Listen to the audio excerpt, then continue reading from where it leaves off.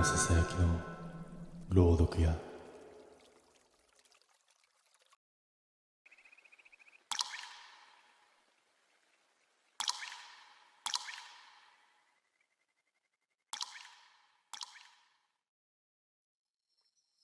あの日の案内は最初から胸の奥がざわついていた。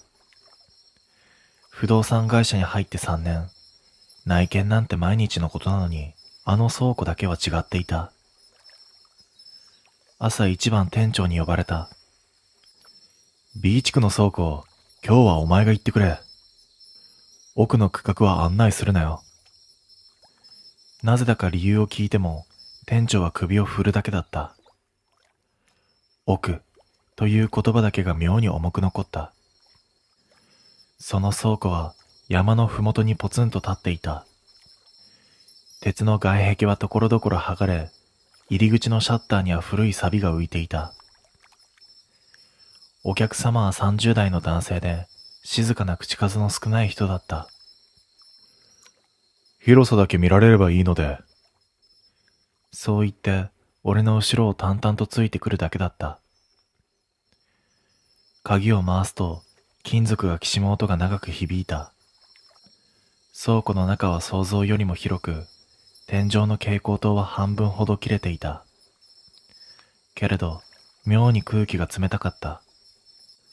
ちょうど冷蔵庫の中に入ったような、湿り気のない冷たさだった。一通り案内を終え、出口へ向かおうとした時だった。背後で、コトッとかすかな音がした。倉庫の奥、店長が行くなと言ったあの区画からだ。お客様が小さく言った。今、誰かいました？俺はかすかに笑ってごまかした。いえ、誰もいませんよ。ただの物音じゃないですか？そう言いながらも、奥が気になって仕方なかった。ふと視界の端で影が動いた。奥の区画の薄暗い角、ほんの一瞬、誰かが覗いたように見えたんだ。目を凝らすと、そこにはただ暗闇が広がるだけだった。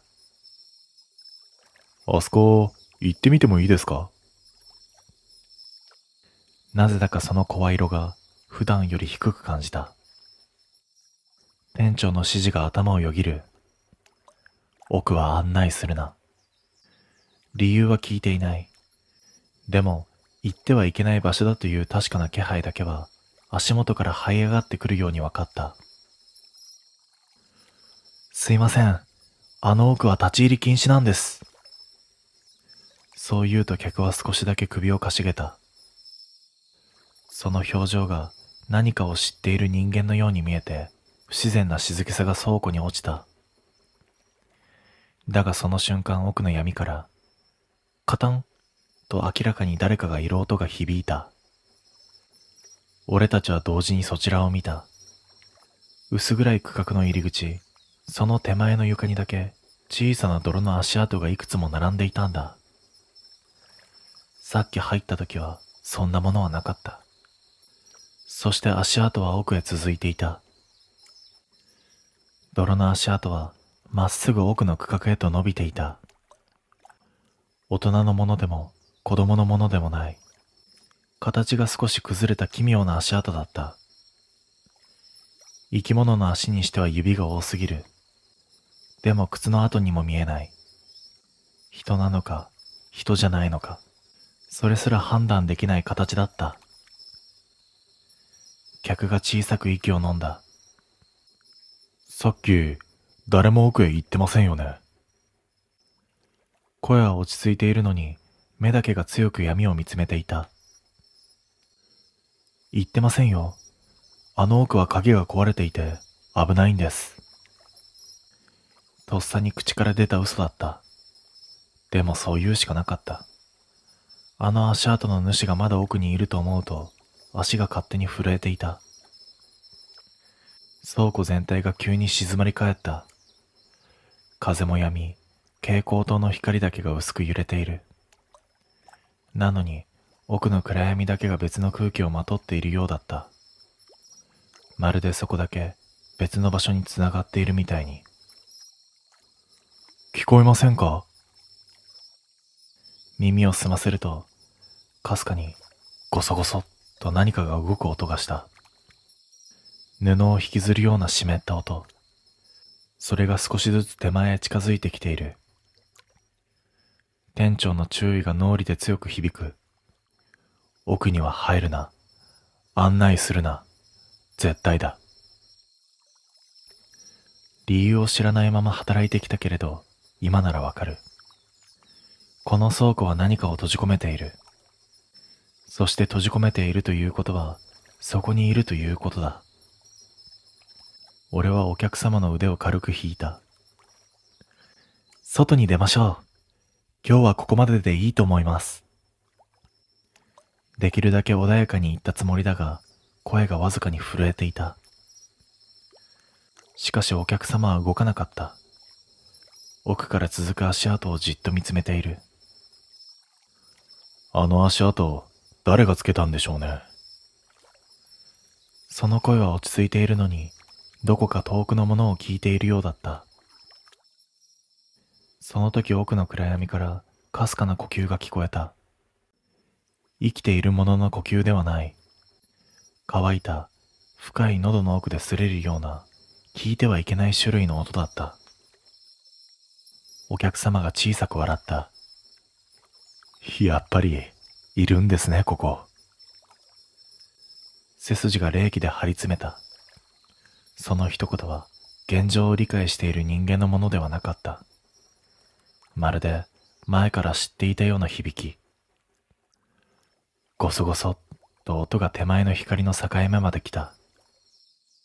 暗闇の奥、影がゆっくりと立ち上がる気配がした。その瞬間、倉庫の蛍光灯が一斉に明滅した。次の1秒で何が起きたのかわからなかった。ただ一つだけ確かだったのは、奥から誰かがこっちへ歩いてきているということだけだった。暗闇から近づく足音はゆっくりなのに重く響いた。まるで一歩ごとに床が沈むような感覚だった。蛍光灯はまだ明滅を続けていて、影が何度も伸びたり縮んだりした。俺はお客様の腕を掴んだ。外に出ましょう。本当に危ないですよ。必死に引っ張るが、お客様は微動だにしなかった。まるで床に根を張ったように、俺の力では動かせなかった。足音が止まる。倉庫全体が静まり返り、呼吸をするのもためらうほどの静けさだった。その一瞬の後、蛍光灯がパチンと消えた。真っ暗。何も見えないし、音だけが近い。耳元で、ずるっと湿った何かが伸びる音がした。俺は反射的に後ずさり、壁にぶつかった。暗闇の中でお客様の声が低く響いた。ようやく来ましたね。その声はもはや人間の響きではなかった。あの静かな男性の声とは別物だった。低く、太く、何かを押しつぶしたような音の塊。蛍光灯が一瞬だけついた。その一瞬で奥にいたものが見えた。白い布のようなものを全身に巻きつけ、腕とも足ともわからない形をした塊。顔らしき部分は黒くえぐれ、ただそこだけが深い穴になっていた。その穴が俺をじっと見ていた。光が消える。次の瞬間、お客様がものすごい力で俺を押した。バランスを崩し床に手をついたが、そこに何か湿ったものが触れた。冷たくて、細くて、動いている。指のようだった。だけど本数が多すぎる。俺の手首に巻きつき、じわりと締め付けてくる。連れて行け。暗闇の中、お客様、いや、客だった者の声が響いた。俺じゃない。こいつだ。ずっと探してたんだろ一瞬呼吸が止まった。ようやく理解できた。お客様は最初から人間ではなかった。案内を求めてきたのも、倉庫を見たかったのも、すべてこの瞬間のためだった。腕に巻きつく指がさらに締まる。骨がきしむ音が聞こえた。痛みで叫ぼうとしたが声が出ない。息が詰まり、視界がにじむ。奥で乾いた笑い声のような音がした。その音に合わせて指が俺を引っ張る。闇の奥へ、奥へと。床の向こう側に落とされるように体がずるずると引きずられていく。足元が消えた。まるで床下に別の空間が開いているみたいに、そこに俺の体が沈み込んでいく。最後に聞こえたのはお客様の声だった。穏やかな最初に会った時の声。ありがとうございます。ようやく戻れますよ。次の瞬間、俺の体は奥へ完全に引きずり込まれた。もう光には戻れなかった。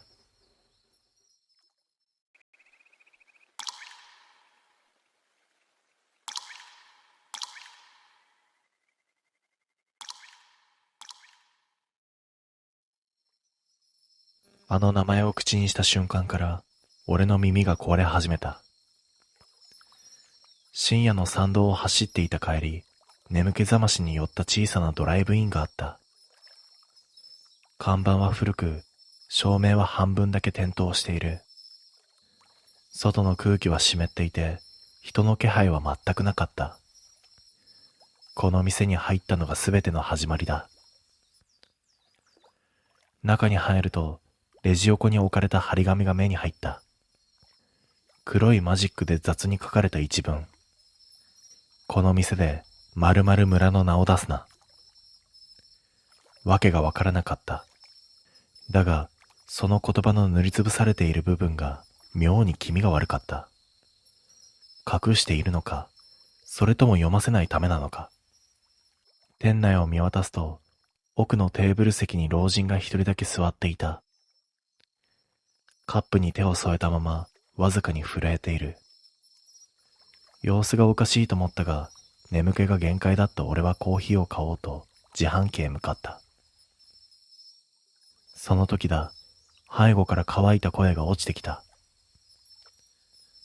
その名前は、ここで絶対に言うなよ。振り向くと、さっきの老人が立っていた。顔色は土のように濁り、片耳がただれて歪んでいる。言ったら最後、耳からあいつらが入ってくる。もう止められん。冗談にも聞こえない表情だった。だが俺は隠されている地名が妙に気になった。好奇心もあったし、眠気で判断力も鈍っていたんだと思う。俺は張り紙に近づいて、黒く塗りつぶされた下に透けて見えていた文字をつい読み上げてしまった。ヘイドメ村？これ何の村？読み終わる寸前だった。耳の奥でバチンと何かが弾けた。痛みではなく破裂音。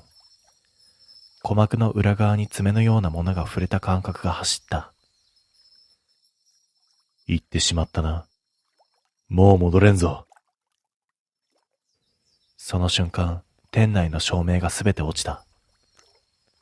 照明が落ちた瞬間、店全体が沈んだ井戸の底みたいに静かになった。外の白い街灯だけがかすかに差し込み、店内の棚や壁を薄い影の輪郭だけがなぞっていた。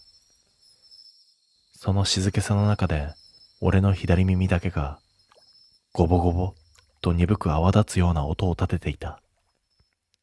耳の奥に確かに何かが入ってきたんだ。痛みではない、生き物の重さがそのまま中へ押し込まれてくるような粘りつく感触だった。思わず耳に手を当てたが、皮膚の下を何かが這い回るように動いているのが分かった。触った指先まで震えた。その動きに合わせて視界の端が白く揺れた。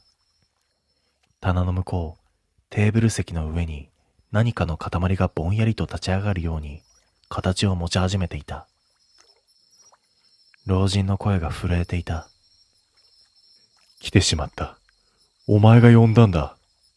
その名を口にしたから。暗闇の中で老人の片耳が揺れた。その耳の内部が黒い泥のように崩れ落ちそうに歪んでいる。これは病気でも怪我でもない。何かに内側から食われている。老人は自分の耳を服の袖で覆いながら言った。平止村は、今は地図にも載っとらん。村の者は全部耳から生えられて消えた。名を呼ばれんよう、外へ漏れんよう、村ごと封じたはずだった。言葉の最後は息に溶けた。店の奥から足を引きずるような音が近づいてきていた。床を爪で引っかくような乾いた音。重い体で布を引きずっているようにも聞こえた。近づくにつれ、俺の耳の奥の生き物が反応するように暴れ出した。肉を押し広げ、奥へ潜っていく。喉の奥まで響くほど深い刺激が走り、視界が滲んだ。老人が俺の肩を掴んだ。指先は冷たく、骨のように硬かった。外へ逃げろ。ここは呼ぶ側と呼ばれる側の境目じゃ。お前の耳はもう印をつけられた。音を聞くたびにあいつらが近づく。逃げろと言われても膝が震えて立てなかった。暗闇の中でゆっくり確実に近づいてくる気配。その時店の入り口の自動ドアがガンと外側から叩かれた。2度、3度、規則的なリズム。さっき俺が口にした村名の音節と同じリズムで、へ、い、ど、め。へいどめ。その度に俺の耳の奥の何かが脈打ち、歯がガチガチとなった。老人は涙のにじむ声で言った。返事をするな。返事をしたら、外のそれはドアに入ってくる。だが耳の奥の生き物が返事を押し出すように喉の中で震えた。へ、い、ど。口が勝手に開きかけた。老人が俺の頬を叩き、痛みで少し意識が戻る。その一瞬でドアの叩く音が止まった。代わりにガラスに顔が張り付いた。俺の左耳と同じ形に崩れた穴の開いた顔が。ガラスに張り付いたその顔は俺の左耳と同じ穴を持っていた。崩れた耳の穴は黒く深く、まるでその先に別の空洞がつながっているようだった。ガラス越しでもそこから湿った空気が漏れていくのが分かった。老人が低い声でつぶやいた。もうお前の片方は取られた。呼んだ名の分だけそがれるんだ。理解が追いつかなかった。だが、ガラスに張り付いた顔の耳の穴が、そのまま俺の中の痛みと同じ形で、同じ大きさで同じ色だった。俺の耳は向こう側に渡されたんだ。その瞬間だった。店内の照明が一つだけ復旧し、短く青い光を放った。光がガラスを照らした瞬間、張り付いた顔はゆっくりと横へ滑るように動き、街灯の方へ消えていった。店は静かになった。老人は俺の腕を掴んだまま、震える声で言った。走れ。外へ出たら絶対に振り向くな。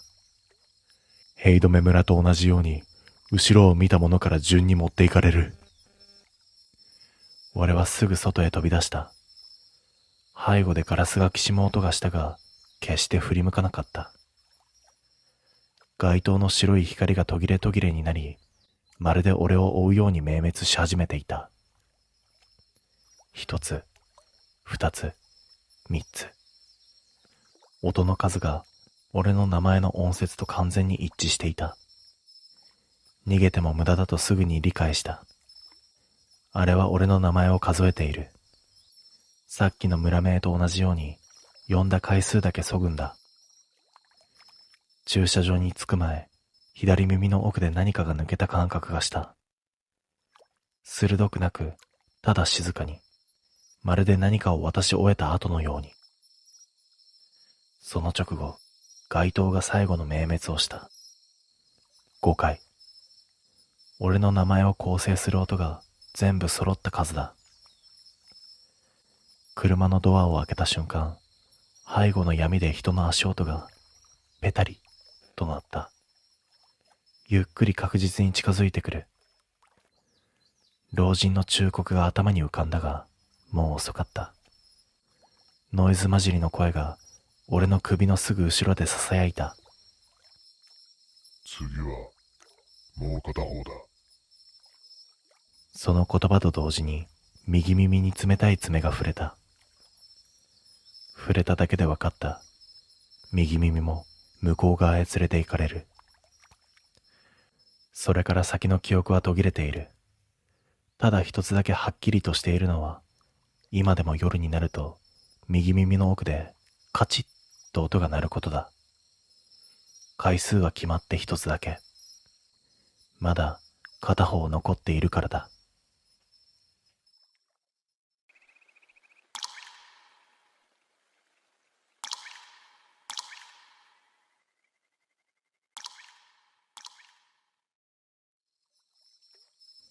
火葬場のあの光景は時間が経っても頭から消えなかった。思い返すたびに胸のあたりがじわっと冷えていく。あれは祖母を送った日のことだった。式が終わり、火葬炉の前に家族が並んでいた。薄暗い廊下の奥に炉があり、そこだけ空気が重く沈んでいるようだった。壁に反射する赤い光が揺れ、静かな度胸の声だけが響いていた。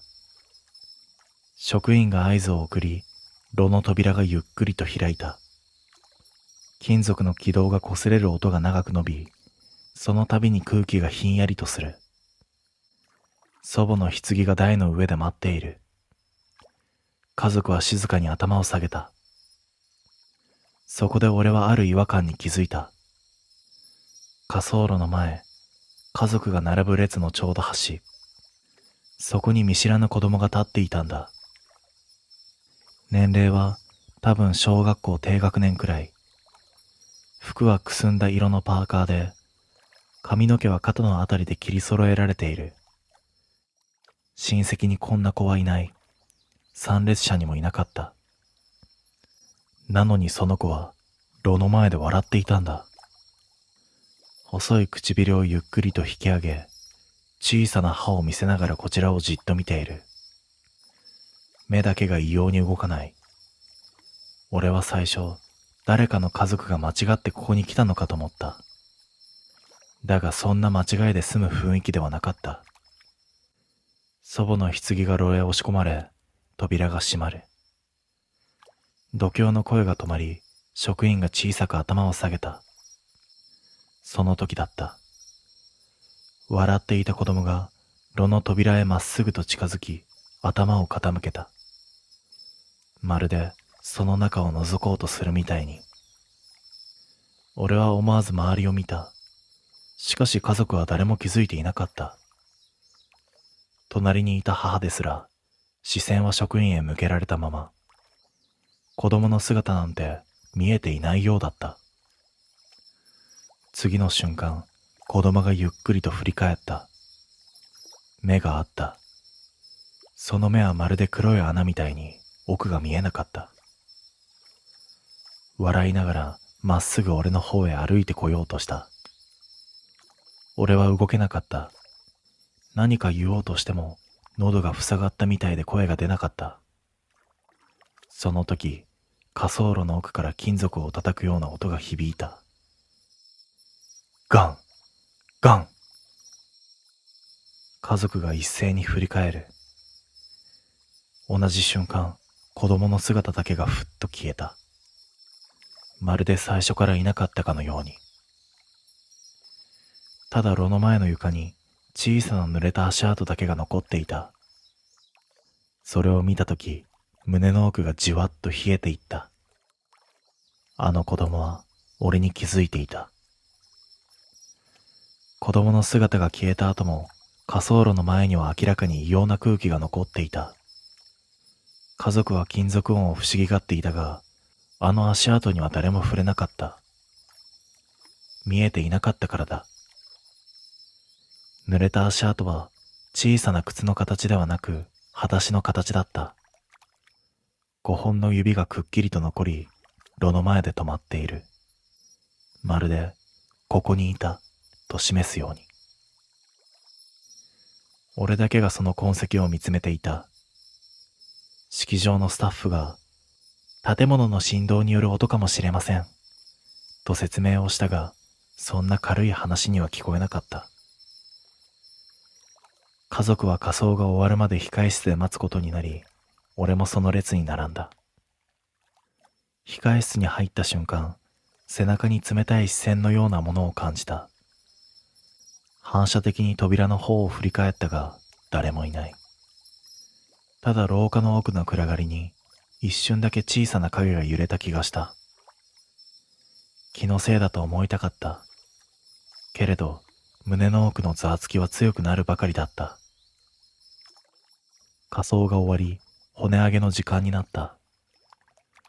案内された部屋に入ると、白い骨壺の横に祖母の遺骨が並べられていた。家族が箸を持ち、順番に骨を拾っていく。その時また、あの気配がした。部屋の隅、誰もいないはずの空間に子供が立っていた。さっきと同じ、笑ったままの顔。肩までの髪、くすんだパーカー。そして俺をじっと見ている。心臓の鼓動が耳の奥まで響くほど速くなった。家族は誰も気づいていない。おじが、こっちの骨を持って、と俺に声をかけた瞬間、子供がゆっくりと動いた。骨の並ぶ台へと近づいていく。その足取りは音もなく滑るようだった。そして祖母の遺骨の前で止まった。俺は息を飲んだ。子供が手を伸ばしたからだ。小さな指先が祖母の足の骨あたりへ触れようとした。その瞬間、部屋の照明が一度だけ弱くなり、薄暗い影が広がった。家族がざわつく。あれ？電気の調子が、と誰かが言った。だが、俺は照明よりも足元に目を奪われた。子供の影が一本多かった。子供の影と、そのすぐ後ろに背の高い大人の影が重なっていた。大人の影は子供のものではない。形が祖母のそれに近かった。ただ歪んでいる。そしてその影は子供と同じ動きをしていた。子供が祖母の骨へ触れたとき、影のもう一つも骨へ伸びていった。見てはいけないものを見ている感覚がした。冷たい汗が背中を流れる。だが次の瞬間、影はふっと消えた。照明が戻り、子供の姿もいなくなっていた。だがただ一つだけ変わっていた。祖母の骨の中で一つだけ湿っている骨があった。まるで誰かが触ったばかりのように。湿った骨を見た瞬間、体のどこかが冷えるというより止まる感覚になった。俺だけが見たことも、俺だけが気づいていた足跡、そして祖母の骨に残った湿り、それらが一本の線につながってしまった。あの子は最初から俺にだけついてきていた。骨上げが終わり、骨壺を係員へ渡して部屋を出る準備をしていた時だった。控え室へ向かう廊下の奥から小さな笑い声が聞こえた。俺は立ち止まった。家族は気づかずに歩き続ける。ただ廊下の明かりの境目にうっすらと子供の影が立っていた。笑っている。廊下の向こうで肩を揺らしながら声を殺すように笑っている。俺は足が動かなくなった。その影はゆっくりとこちらへ伸びるように感じた。だがその時、係員が骨壺を運ぶワゴンを押して横を通り過ぎた。その振動で視界が揺れた瞬間、影は消えていた。安堵する暇もなく係員がこう言った。失礼ですが、先ほど骨を並べた際に少し気になることがありまして。俺の心臓が大きく跳ねた。おばあさまの骨の列に小さな子供の足の骨が一つだけ紛れていたように見えたんです。胸の奥が凍る音がした気がした。もちろんこちらの勘違いかもしれません。ただ湿っていたので触られたのかなと。その瞬間俺は悟った。あの子は祖母の仮装に紛れ込んだんではない。炉の向こう側から出てきたんだ。家族が外へ向かう中、俺は最後尾を歩いていた。出口の自動ドアが開き、冷たい外気が流れ込んでくる。その風に混じって足元から濡れた音がした。俺はゆっくりと下を見た。濡れた小さな足跡が俺の足元に並んでいた。さっきまでなかった足跡が横に寄り添うようについていた。そしてその足跡は出口の外へ向かって続いていた。外へ出るとアスファルトの上にも同じ濡れた足跡が街灯に照らされていた。まるで俺と一緒に帰ろうとしているみたいに。家族は誰も気づかない。足跡はどんどん伸びていき、俺の影と重なった。その影の上でかすかに笑い声がした。帰ろう。聞こえた。はっきりと俺の耳元で。逃げようとしても足跡は俺の歩幅に合わせてぴったりとついてくる。俺が連れてきたんではない。あの子が俺を選んだんだ。葬式の日を境に夜道を歩くと必ず後ろで濡れた足音がする。ペタペタッと。まるで火葬炉の前で笑っていたあの子が今も隣で歩いているみたいに。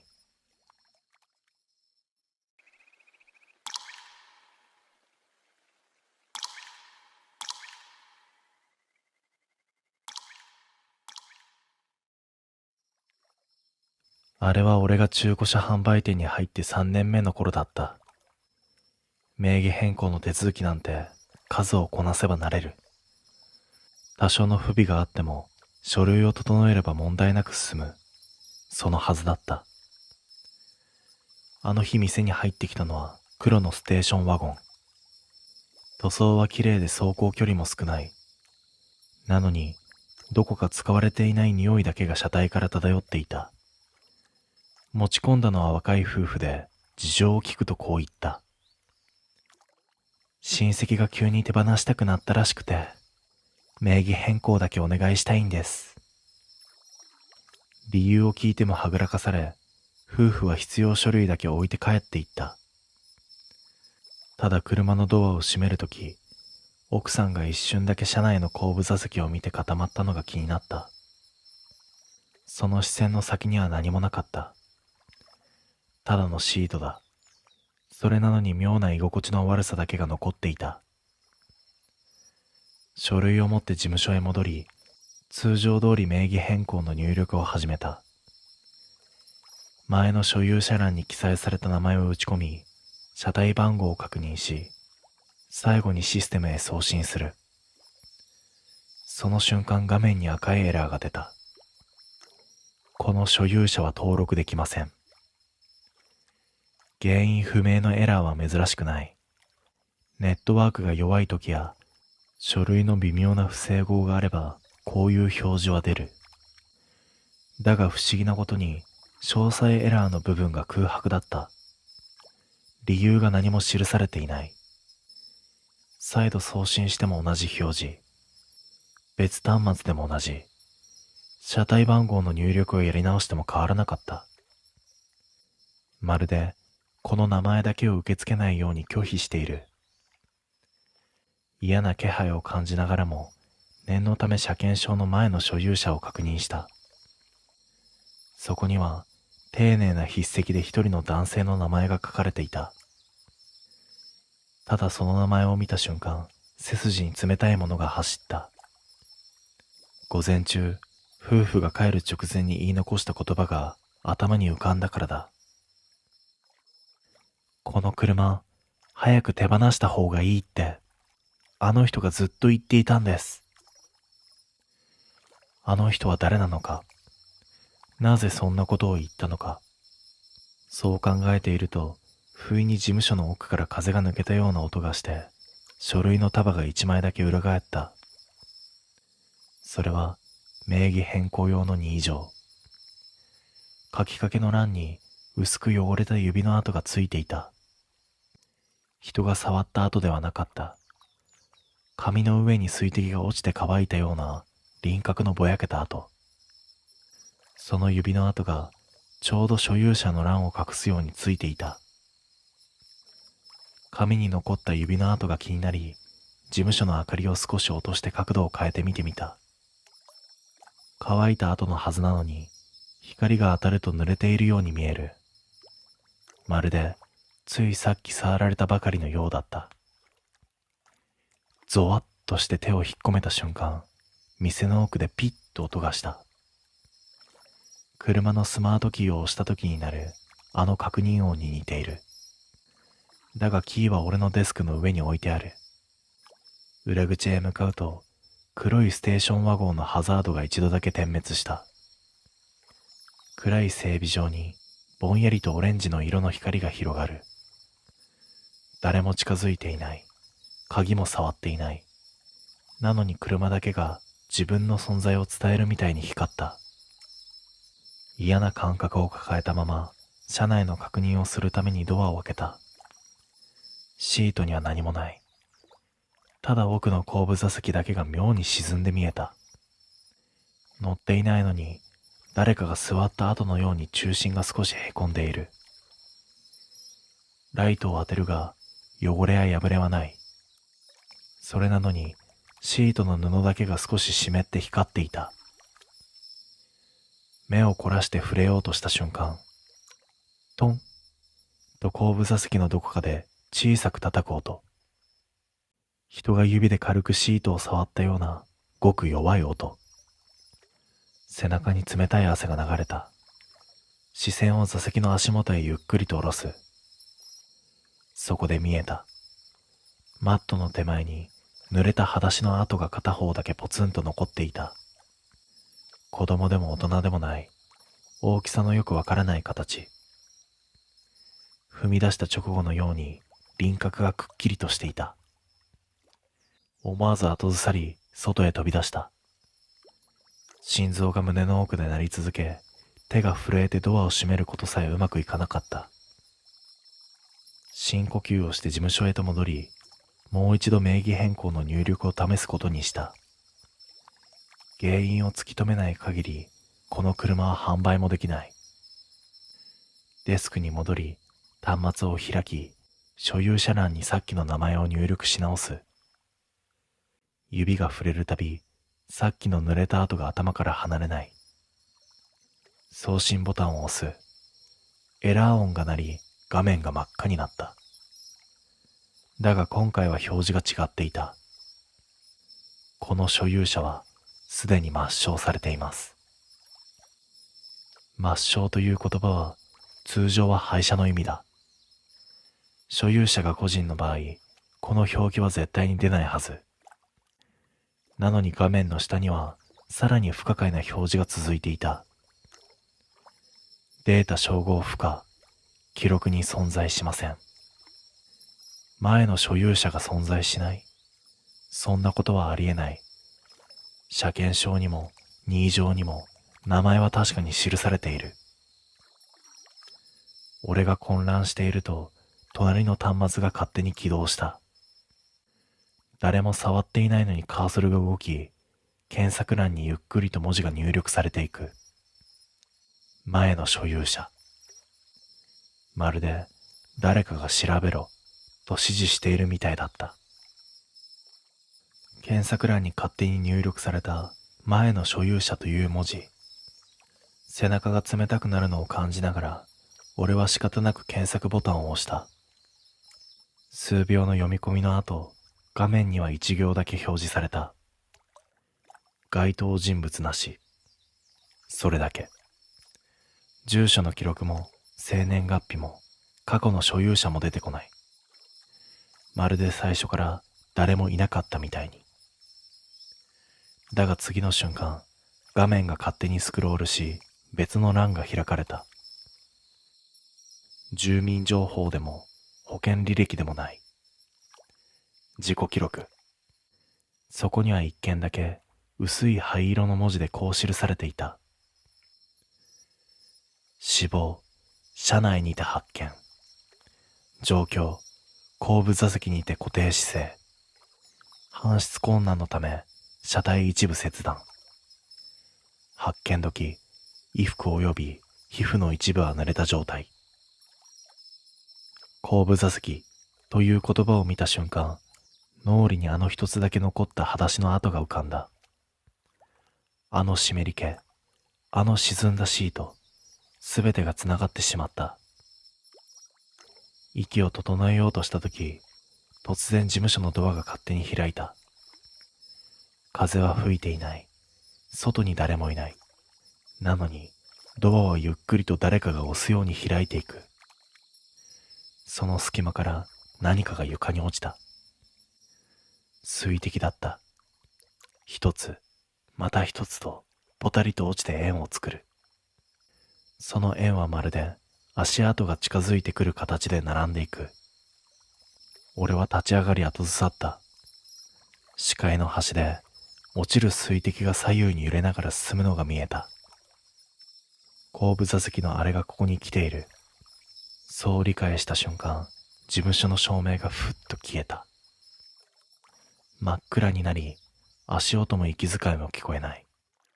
その代わりに、耳元で濡れた布同士が擦れるような音がかすかに響いた。次の一滴が俺のすぐ足元に落ちた。明かりが戻った時、床にははっきりと裸足の跡が2つ。俺の足と向かい合うようにまっすぐ並んでいた。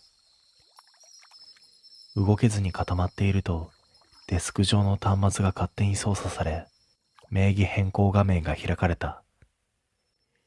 入力欄が一つずつゆっくりと埋まっていく。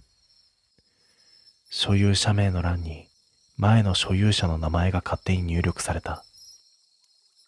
エラーを繰り返していたはずのシステムが今度は何の警告も出さず最後の確認画面へ進んだ。そして画面に白い文字でこう表示された。名義変更完了。心臓が凍りつく。これは生きている人の名義変更ではない。車は元の所有者へ戻っただけだ。事務所の奥からたった一度だけ軽い音が聞こえた。後部座席で聞いたあの音と全く同じだった。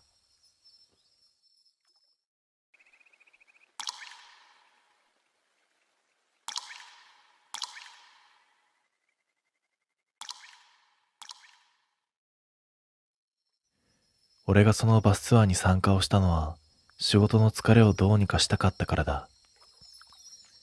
早朝の集合場所はまだ薄暗く、参加者たちは黙ったまま順番にバスへ乗り込んでいった。俺も乗客の流れに合わせて席を探し、運転席のすぐ後ろあたりに座った。そこからゆっくり車内を見渡した時だ。最後尾に人影が一つあった。黒い髪の女性が座っている。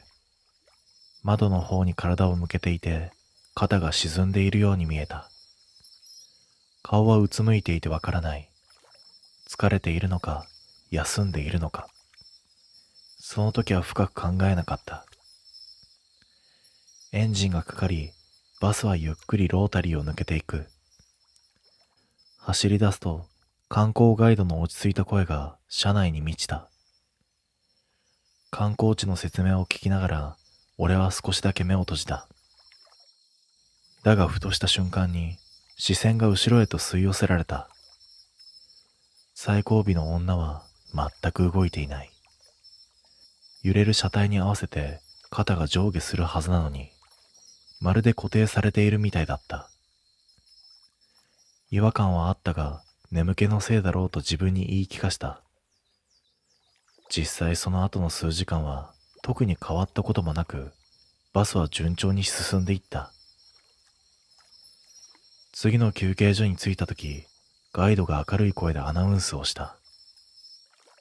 乗客はぞろぞろと立ち上がり、順番にバスを降りていく。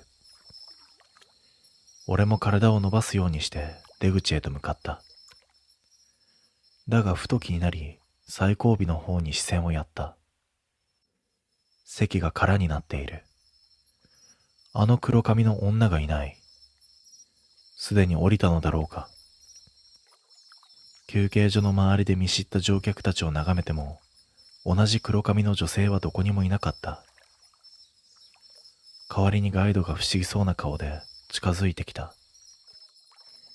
後ろを気にされてましたけど、どうかしました？俺は軽く笑ってごまかした。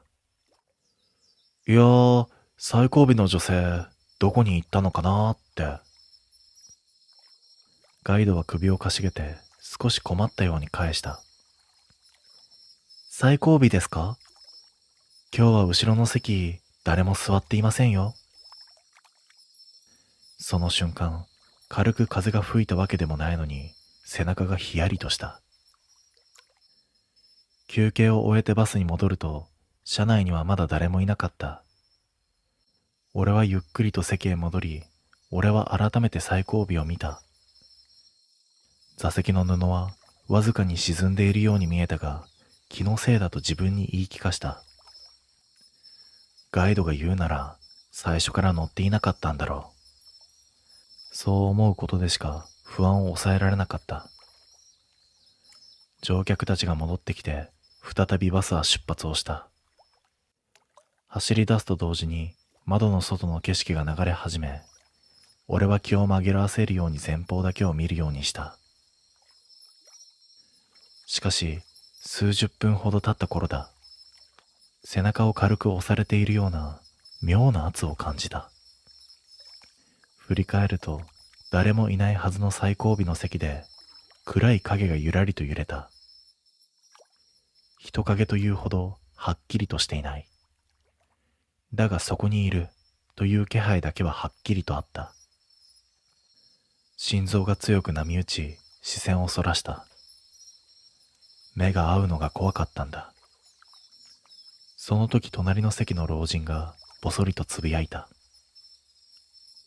さっきから後ろ変な音がするんだよ。きしむというよりか、誰かが座り直したような音が。俺は答えられなかった。言葉にしたら本当にいると認めてしまう気がしたからだ。バスが参道に入ると車内が薄暗くなり、影がさらに濃く見えた。俺は耐えられずに視線を外の景色へ逃した。山の斜面には落ち葉が積もり、木々の合間から冷たい風が吹きつけている。その時だ。窓ガラスに後ろの席の黒い髪が映った。ありえない。俺の席から最後尾までは距離があり、普通なら映るはずはない。だがガラスには、うつむいた女の横顔のような影が霞んでいた。瞬きをした途端、影はふっと消えた。息を整える暇もなかった。次の瞬間、ガイドが焦った声で前方を指さして叫んだ。すいません。ちょっと急停車します。バスが急ブレーキを踏むように止まり、乗客がざわついた。運転手は前方の道を睨みつけて肩をこわばらせている。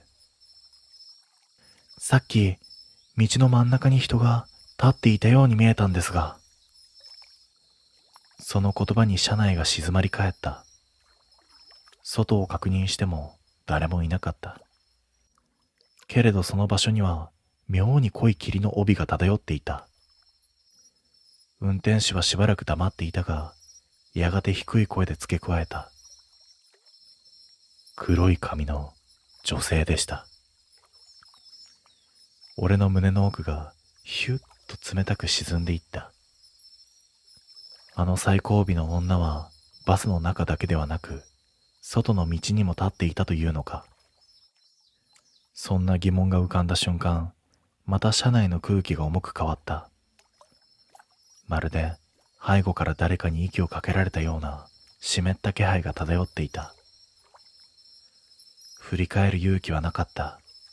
それでも気配は確かに近づいてくるように感じた。バスが再び動き出した頃には、誰もが余計な話をしなくなっていた。運転手もガイドも前だけを見つめ、乗客たちは息を潜めるように座っている。その静けさの中で、俺の背中だけがじわりと湿っていく。後ろから押し寄せてくる気配は、さっきよりもはるかに近かった。耳元で何かが擦れるような、かすかな音さえ聞こえた。俺は気のせいだとごまかしたが、車体が揺れるたびに、その音もついてくる。逃げ場なんてなかった。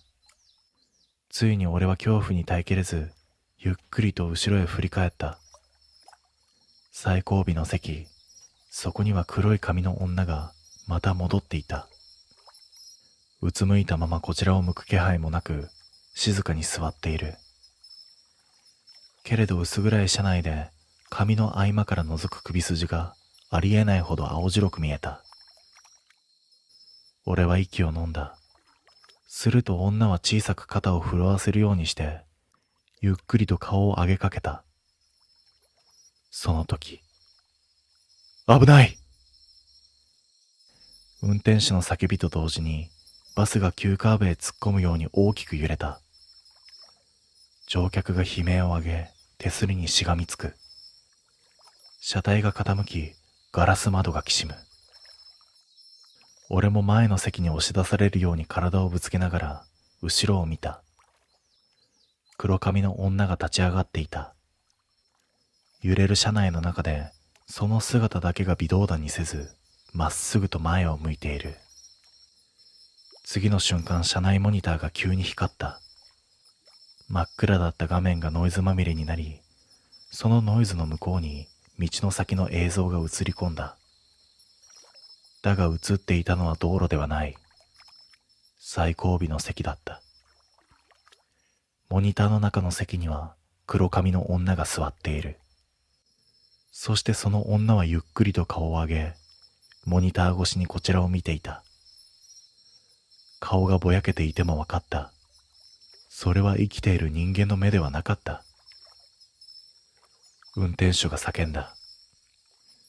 この道数年前に大事故があったんです。最後尾の女性が。言い終わる前にモニターの女が喉を鳴らすように口を開けた。その動きに合わせるように、車内の最後尾の女も同じ角度で顔を上げた。首がありえない方向へ折れ曲がり、髪の間から覗いた顔は人ではなかった。俺は叫ぶしかなかった。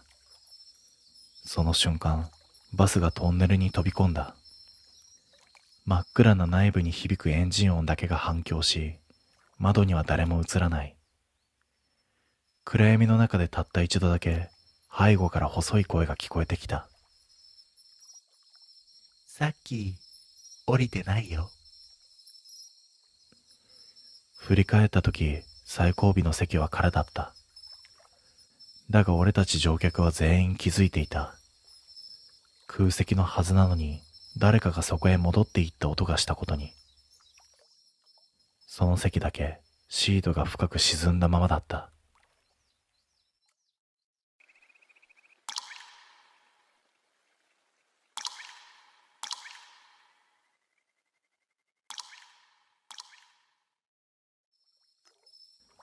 あれは俺が古い団地に暮らしていた頃の出来事だ。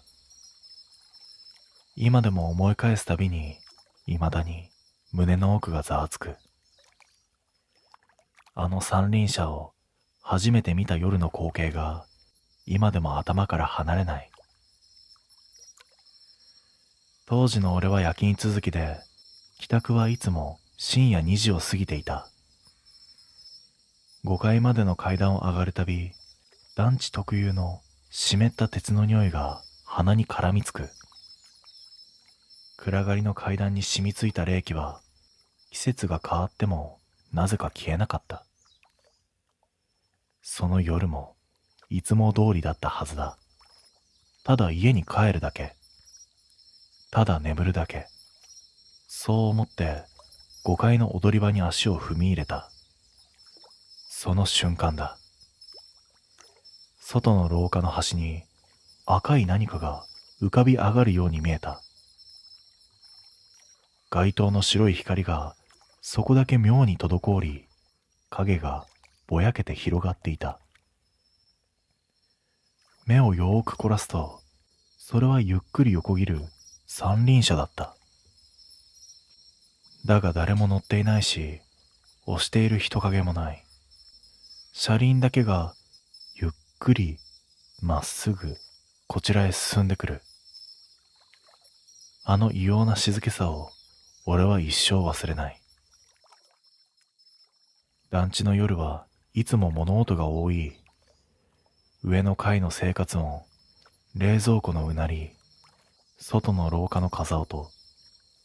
なのにあの三輪車だけは重さを感じない滑り方をしていたんだ。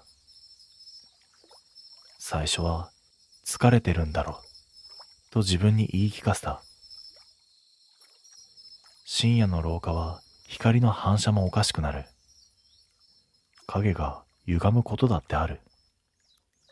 そうやって無理に納得させた。でも部屋の鍵を閉めた後、どうしても気配が気になった。まるで俺の足跡を追ってきたような重さのない気配。ベランダの隙間から外の廊下が少し見える構造だったから、そっとカーテンを開けた。そこに三輪車があった。俺の部屋の前でまるで待つように止まっていたんだ。あの時の心臓を指で掴まれたような感覚をまだ覚えている。誰かの仕業？いたずら？そんな考えを片っ端から浮かべたが、深夜2時にこんな場所へ三輪車を置く理由がない。見つめているとタイヤが一つだけカタッと逆向きに動いた。ほんの数センチ。だがその動きは意志のようだった。怖さよりも現実感が崩れる感じの方が強かった。理解できないものを前にしたとき、人は声すら出なくなってしまう。俺はゆっくりカーテンを閉めた。次の朝、出勤のために玄関を開けたとき、三輪車は跡形もなく消えていた。ただ床に残ったタイヤの跡だけが部屋の前で急停止していた。あれを見た瞬間、見間違いという言い訳は崩れてしまった。あの夜は確かに何かが廊下を横切っていたんだ。翌日の仕事中もあの三輪車の光景が頭から離れなかった。けれどあまり人に話せる内容ではない。疲れて見間違えたんじゃないの？そう返されるのが分かっていた。だからその夜も結局いつも通りの時間に帰宅をした。団地へ近づくほど胸の奥でざわつきが広がる。自分の住んでいる建物をこんな風に怖いと思ったのは初めてだった。5階の階段を上がるとき、金属の手すりが指先に冷たく張り付いた。湿り気を帯びた空気が肌にまとわりつく。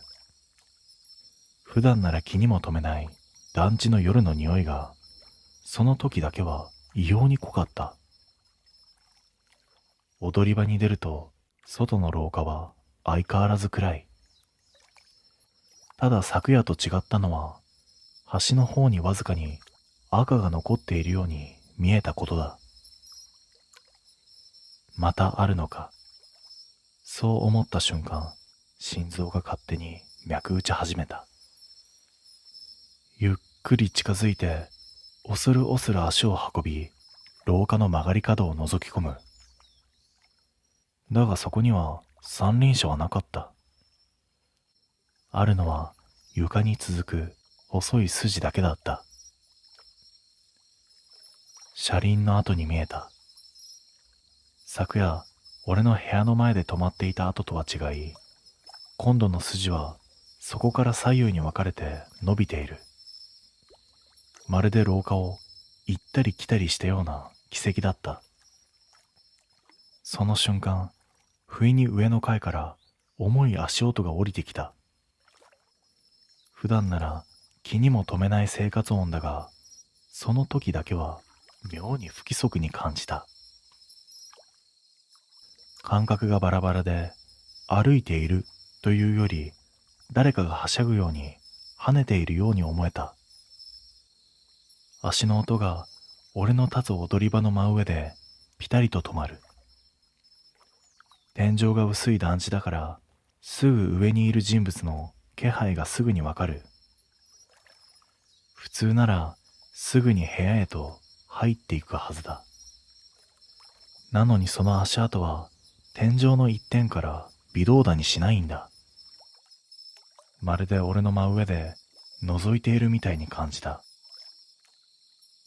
俺は耐えられなくなって部屋へ急いで戻った。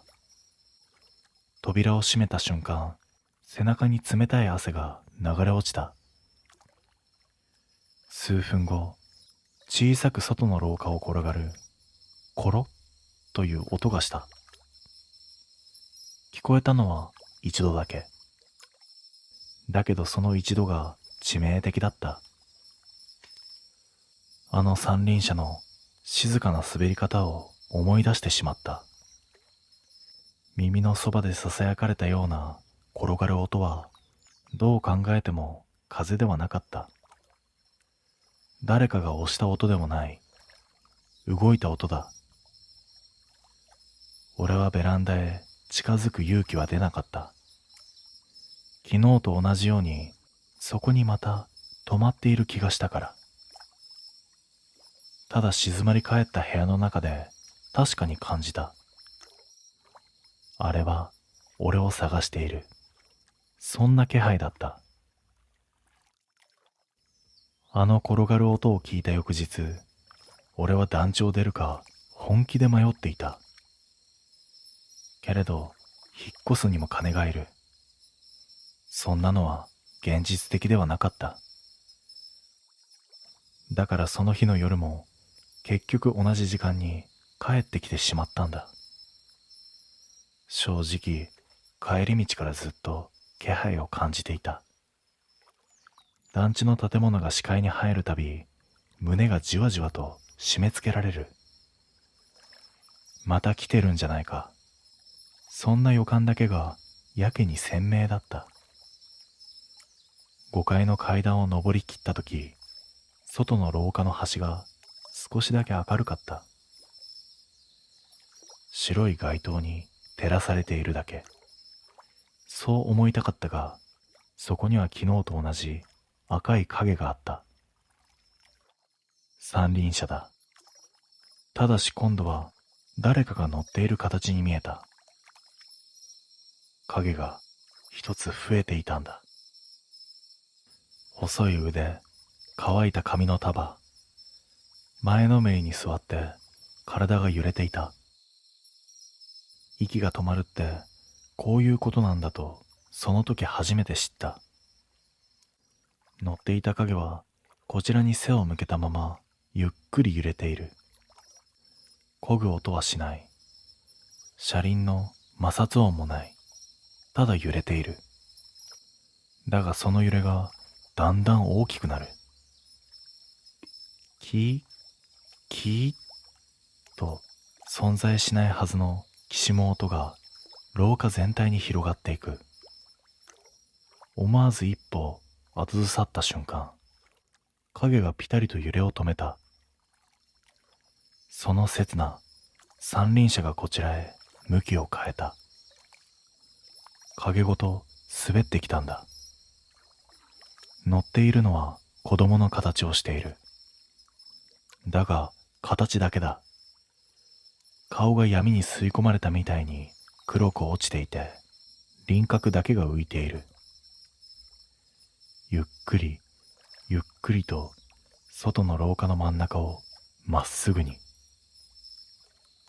その速度が生きているものとは思えないほど均一だった。まるでレールの上でも走っているかのように。俺の足は動かなかった。逃げるという判断が頭から抜け落ちていたんだ。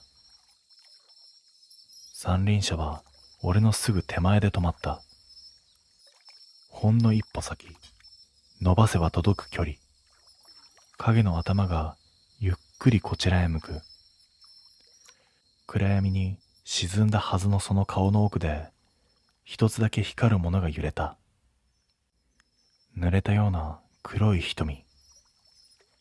その目が俺を見た瞬間、耳の奥で小さく回転音がした。もっと近い、もっと低い。俺の背後だ。俺は振り向いた。自分の玄関の前にも同じ三輪車が置かれていたんだ。いつの間に、そんなはずはない。乗っている影だけが違った。こちらの影は完全に俺の方へと顔を向けていた。輪郭の奥で薄く開いた口が形を変えた。笑っていた。その瞬間、足が勝手に動いた。廊下を逆方向へ走り、階段を転げ落ちる勢いで下まで降りた。息が切れるほど遠くへ逃げても、背中にあの揺れの気配がまとわりついていた。後日部屋に戻った時、玄関の前にはもう何もなかった。ただ床にタイヤの跡だけが残っていた。2台分、向かい合わせで止まったままの形で。あの日以来、三輪車の音は聞いていない。でも団地の外の廊下を思い出すたび、背中がまだあの視線で凍ってしまう。あれはただの三輪車ではなかった。きっとあの団地に元からいる何かだった。逃げた俺を今でも探している気がする。